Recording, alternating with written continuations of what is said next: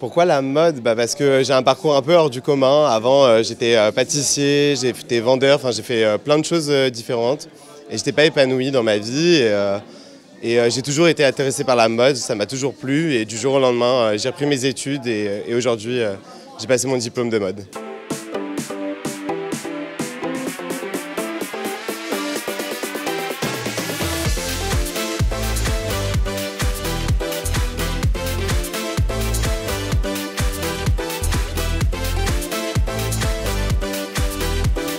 Bonjour, vous voulez vous lancer dans la mode, alors peut-être que Modart International est votre solution. Vous allez tout savoir sur le secteur de la mode et cette école avec Marie Chérifi. Bonjour. Bonjour Jérôme. Vous êtes directrice de Modart International. Alors, la France, le pays de l'art, de vivre et du luxe. Est-ce qu'aujourd'hui, on peut dire que le secteur de la mode est important, est très important dans notre pays? Oui, Jérôme, je vous confirme. Quelques chiffres, alors après on peut discuter les sources, mais 220 milliards d'euros. Quand même. Oui, c'est un secteur qui est extrêmement prolifique. Un secteur qui exporte. Un secteur qui exporte, bien évidemment. C'est aussi pour donner un petit peu une envergure à ce secteur. En France, nous consommons, donc consommateurs, hein, hommes, femmes, enfants, etc. Nous consommons 3,3 milliards de pièces par an, rien qu'en France. Rien qu'en France. Voilà, et là, c'est que du textile. Alors, mais en termes d'emploi, textile, accessoires, quand même. Donc, on y met les chaussures, les sacs, tout ce qui concerne la mode. Et tout ce qui concerne la mode, il y a des grands groupes, mais c'est aussi de l'artisanat. Il y a des entreprises de toute taille. Oui, alors c'est ça qui est intéressant. Alors évidemment, nous avons nos groupes phares dont on doit être extrêmement fiers. Qui sont LVMH, Kering, Chanel, Hermès, tous ces énormes groupes qui, évidemment... font rayonner notre pays partout dans le monde. Profitent à tout le monde dans surtout, effectivement, ce qu'on appelle le rayonnement de la mode. Les beaux exemples de toutes ces marques qui sont si demandées et si enviées par le monde entier. Donc, oui. On parle de plus de 600 000 emplois directs autour de la mode en France. Alors, direct, et j'ajouterais, moi, presque 1,2 million, parce qu'il faut parler des emplois directs, mais aussi des emplois indirects. Donc, c'est un secteur qui... très important. Oui, très important. Mais alors... On dit 1,2 million emplois en France autour de la mode en emploi direct ou indirect.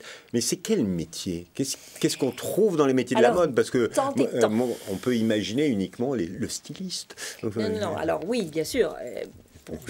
Pour les personnes qui ne seraient pas spécialistes du secteur, c'est un secteur qui a effectivement beaucoup de métiers. Alors, je ne sais pas si vous avez envie de mais faites-nous rêver, faites-nous rêver. La raison pour laquelle, justement, on a aussi on a 3 filières à l'école parce que, justement, a priori, avec ces 3 filières, on a fait le tour des métiers qui sont dans la mode. Alors, on commence tout naturellement par la création, donc en fait, les stylistes, les créateurs. Sans eux, il n'y aura pas d'histoire. C'est votre filière, stylisme et modélisme. Exactement, qu'on appelle stylisme-modélisme. C'est à peu près 30 à 35% de nos étudiants, sur effectivement la totalité de nos étudiants. On a suivi, donc une fois qu'on a créé, eh bien, il va falloir s'occuper de ces créations. C'est-à-dire qu'une fois que le studio de création a sorti des prototypes, que le défilé a eu lieu, eh bien, il va falloir les rendre industrialisables, commercialisables, ces pièces. Donc, c'est tous les métiers très opérationnels, les achats, les négociations matières, le placement de ces pièces dans les usines, les dossiers techniques, la qualité, le suivi. Tous ces métiers sont super opérationnels. C'est le management de la mode. Le management de la mode, ça c'est la deuxième filière. Donc, on y met aussi tout ce qui est études, le marketing, puis tout ce qui est merchandising, puis tout ce qui est retail. Voilà, donc ça, c'est vraiment tout ce qui conduit à l'exécution, j'allais dire, de... Oui, donc on voit que c'est énormément de métiers. Énormément de métiers, du chef de produit en passant par le visuel merch, par le coordinateur de collection, l'acheteur, le négociateur, enfin... Il y en a pour tous les goûts, à vous entendre. Absolument. Et après, il y a les métiers de la communication, parce que vous avez une filière communication. Alors, pour terminer, justement, une fois que tout est fait, réalisé, et qu'on est en commercialisation, digitale ou physique d'ailleurs, eh bien, il va falloir communiquer. Et là, on a effectivement formé nos étudiants à la communication de mode 360, hein, parce que la communication, ça commence tout simplement par l'écriture, mais aussi par la parole, ce qu'on est en train de faire. Puis, bien, évidemment, le digital. Bref, là aussi, pareil, une panoplie et un scope de métiers très important. Oui, donc si j'ai bien compris, à Modart International, vous offrez une ouverture vers tous les métiers autour de la mode.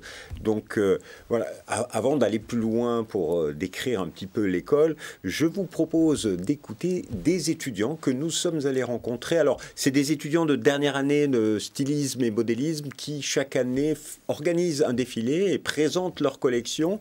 Et ce jour-là, on leur a demandé aussi qu'est-ce qu'ils pensaient de Modart. On les écoute.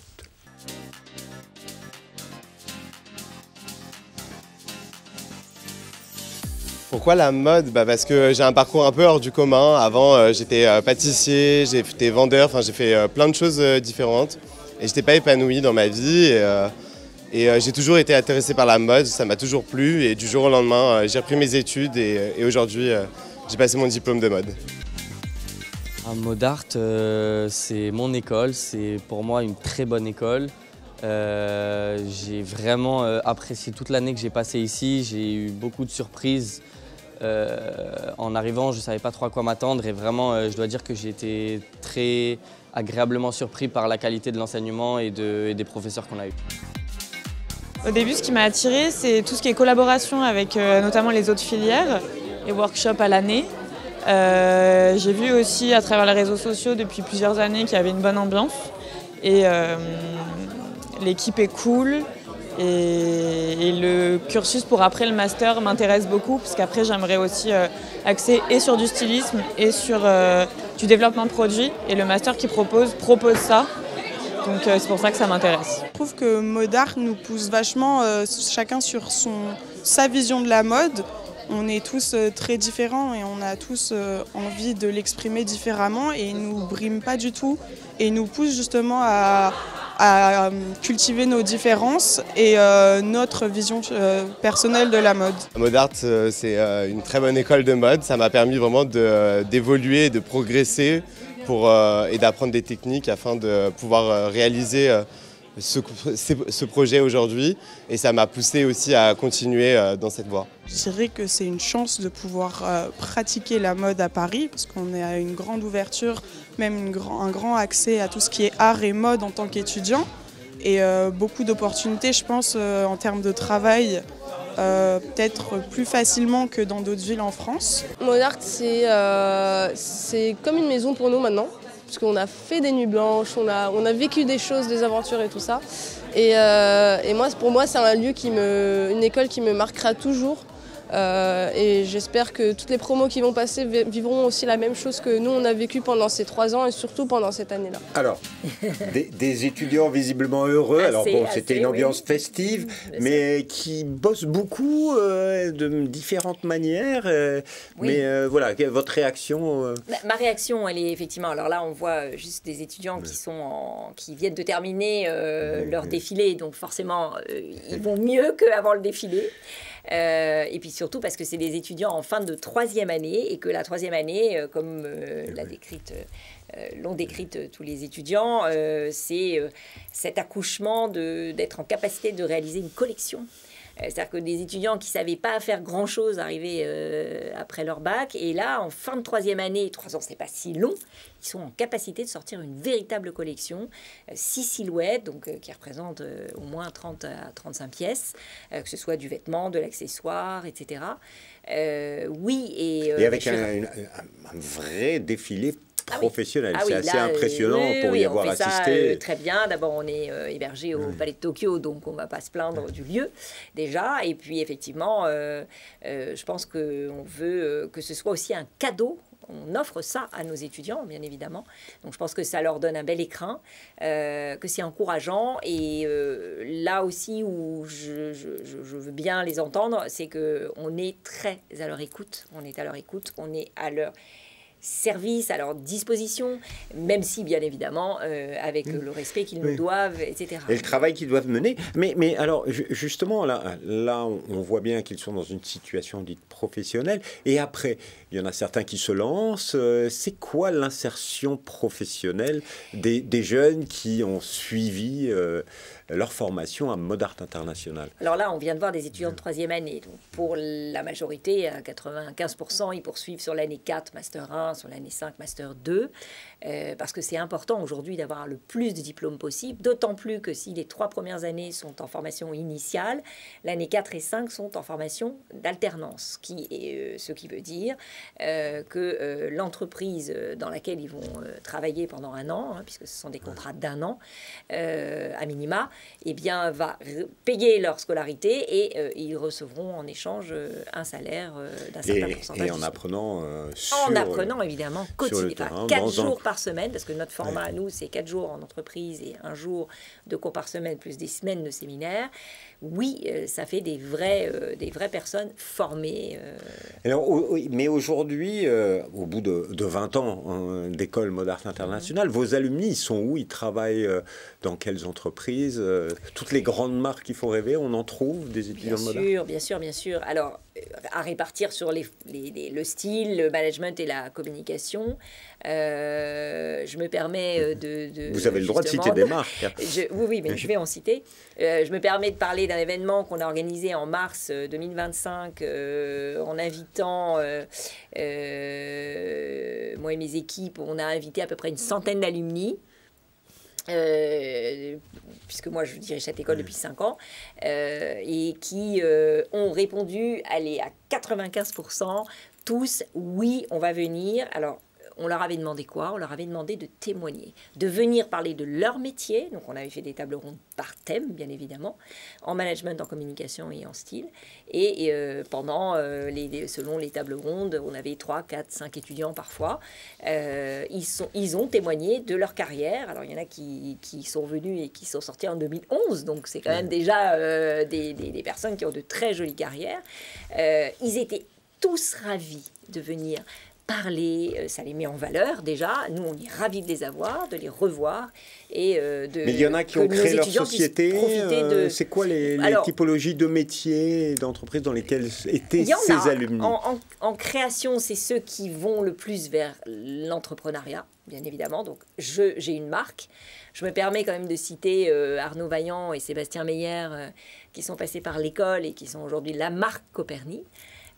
Donc je pense que c'est pas quantité négligeable, bien évidemment, puisqu'ils font partie aujourd'hui, ce sont vraiment des personnalités de la mode, au même titre qu'un Olivier Roustin ou qu'un Simon Porte-Jacquemus, pour ne parler que des Français. Voilà, mais donc vraiment alors pour les placements, oui, on en a partout, on en a chez Hermès, on en a chez Chanel, on a chez Givenchy, chez Balenciaga, je pourrais vous citer, je crois, toutes les marques, tous les noms. mais aussi, parce que je ne prétends pas, tout le monde n'est pas fait non plus pour travailler dans ces maisons-là. On a aussi des étudiants qui sont chez Célio, chez Monoprix, aux Galeries Lafayette, etc., sur des marques qui sont très formatrices en termes de métiers, qui sont des gros groupes, donc qui continuent finalement... et qui font la mode aussi. Exactement, et ils font partie du paysage de la mode. Donc, on n'a pas de problème. Enfin, un étudiant qui a eu une pédagogie, une scolarité tout à fait normale et qui a fait ses stages, etc., s'insère très facilement dans le milieu professionnel. Alors ça, c'est grâce à cette pédagogie. Vous nous en avez parlé. Est-ce qu'elle a quelque chose vraiment de particulier ou c'est vraiment formation, action, mise à l'épreuve? Qu'est-ce qui différencie votre école de toutes les autres? Je ne sais pas. Je vais citer des points forts. Des points que je trouve très forts et qui, justement, je crois, font la réussite de la pédagogie à Modart. C'est d'abord de travailler le transversal. Chez nous, à Modart, les stylistes travaillent avec les managers et les communicants très régulièrement sur des thématiques de séminaires. Déjà, parce que dans une maison de mode, personne ne travaille jamais seul. On a également la chance d'avoir, de travailler l'hybridation à Mode Art. Nous appartenons à un groupe qui s'appelle Scolae et qui a des pôles d'apprentissage différents. La mode aujourd'hui nous permet de travailler avec l'école d'ingénierie, nous permet de travailler avec l'école de jeux vidéo et d'animation numérique, nous permet de travailler même avec PPA qui va faire une école de business. Une école de business et de commerce. Nous travaillons avec les fêtes photos. Tout ça, avec l'ISFJ, parce qu'on va faire un magazine de marque, un magazine de mode. Donc, je pourrais vous citer plein de choses. Donc, nous, c'est très important. Là, l'hybridation, transversalité, hybridation, le travail en équipe. Parce que le travail en équipe et aussi, étant donné que nous existons depuis 22 ans, on a beaucoup d'alumni et que là aussi, un autre point fort de l'école, c'est d'avoir des contacts avec plein de marques et de travailler sur des thématiques ou des problématiques qu'ils rencontrent quotidiennement et qui, ils nous font confiance, nous apportent un brief, viennent nous parler de leur maison, etc. Les étudiants sont coachés pendant une semaine. Le vendredi, ils reviennent et ils écoutent les rendus des étudiants. Ça, c'est quand même vraiment un point très particulier. Travailler avec et pour de grandes marques sur des projets spécifiques. Alors, vous me donnez envie, bon, je ne suis pas encore un jeune étudiant en recherche d'orientation, mais comment on candidate à Mode Art International aujourd'hui? Tout simplement sur le site. Alors, je donne le site modart-paris.com. Donc, c'est par candidature et après, il y a des épreuves, il y a des entretiens. Oui, nous avons organisé un concours, un petit concours qui est fait de QCM, culture mode, culture générale, test d'anglais et un entretien d'à peu près une trentaine de minutes avec des membres du professorat ou de la pédagogie et de l'encadrement, qui vont bien évidemment échanger avec les prospects et voir quelle est un petit peu la motivation et la détermination de l'étudiant à rentrer dans l'école. Et puis, le campus est à Paris, mais pas que. Alors oui, nous avons donc des campus en région. Alors on a commencé par ouvrir Lyon, qui est déjà dans sa 4e année, Lille, qui est dans sa 3e année, Reims, qui est dans sa 1re année, et à la rentrée, nous ouvrons Bordeaux et Aix-en-Provence. Voilà, donc un petit peu partout en France. Alors, pour les parents qui nous écoutent, ça a un coût, une école de mode, j'imagine. Alors, j'imagine que les prix, ça dépend des filières. Ça dépend des filières. En effet, nous sommes à un coût tout à fait raisonnable. Pour une école de mode. Pour une école de mode. C'est beaucoup d'investissement, Jérôme. J'insiste un peu justement parce que, particulièrement pour la filière, évidemment, stylisme, modélisme, pour ceux que j'invite évidemment à venir passer un moment lors des journées portes ouvertes à l'école, il faut savoir qu'on a un matériel qui, évidemment, est très coûteux, qui sont les machines à coudre, les presses. Enfin, je ne rentre pas dans le détail, mais on a évidemment et les tissus également, parce qu'on l'a vu sur les images qu'on a pu vous montrer pendant notre échange. Alors, il faut 2-3 qualités pour travailler dans la mode. Selon vous, quelles sont les qualités que vous demandez aux jeunes qui viennent vous voir? Parce que dans le reportage, il y avait quelqu'un qui avait un parcours atypique, mais vous cherchez quoi chez vos jeunes? D'abord, à Mode Art, on peut rentrer évidemment en 1re année, juste après le bac, puisque le bac est requis, c'est un prérequis pour nous. On peut rentrer en 3e année, ce qui était le cas d'un des étudiants qui était cité. Donc, 3e année, entrée directe, parce qu'après tout, on peut avoir fait un bac +2 et se rendre compte que non, c'est pas tout à fait ça vers quoi ce vers quoi ils avaient envie d'aller. Et on peut rentrer aussi en 4e année. Donc, ces passerelles, ces moments de réception sont hyper importants pour nous quand on fait les recrutements, justement.